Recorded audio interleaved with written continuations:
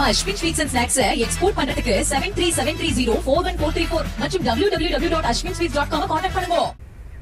சேலம் மாவட்டம் ஏற்காட்டில் பலத்த காற்றால் சாலையின் குறுக்கே மரம் விழுந்ததை அடுத்து மின்கம்பம் சேதமடைந்து 5க்கும் மேற்பட்ட கிராமங்களுக்கு மின்சாரம் துண்டிக்கப்பட்டுள்ளது.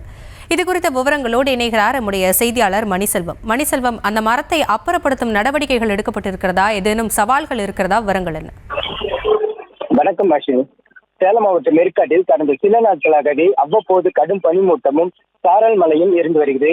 இந்த நிலையில் இன்று காலை கனகாற்று முதல் கனமழை பெய்து வருவதால் ஏற்காடு அரசு மருத்துவமனைக்கு செல்லும் சாலையில் வேரோடு ராட்சச மரம் வேரோடு சாய்ந்தது. இதனால் 5க்கும் மேற்பட்ட கிராமங்களுக்கு மின்சாரம் துண்டிக்கப்பட்டது. மேலும் மருத்துவமனைக்கு செல்லும் நோயாளிகள் மற்றும் பொதுமக்கள் பெரிதும் பாதிக்கப்பட்டனர். உடனடியாக தகவல் அறிந்து வந்த மின் ஊழியர்கள் மரத்தை அகற்றும் பணியில் ஈடுபட்டு வருகின்றனர். இருந்த போதிலும் கனமழை காரணமாக மரத்தை அகற்றும் பணி தொய்வு ஏற்பட்டுள்ளது. மேலும் மருத்துவமனைக்கு செல்ல வாகனங்கள் செல்ல முடியாமல் பாதிப்படைந்து வருகின்றனர். மேலும் சம்பவ இடத்துக்கு மின்வாரிய ஊழியர்கள் அதிக அளவில் பயன்படுத்தி மரத்தை அகற்றும் பணியில் ஈடுபட்டு வருகின்றனர்.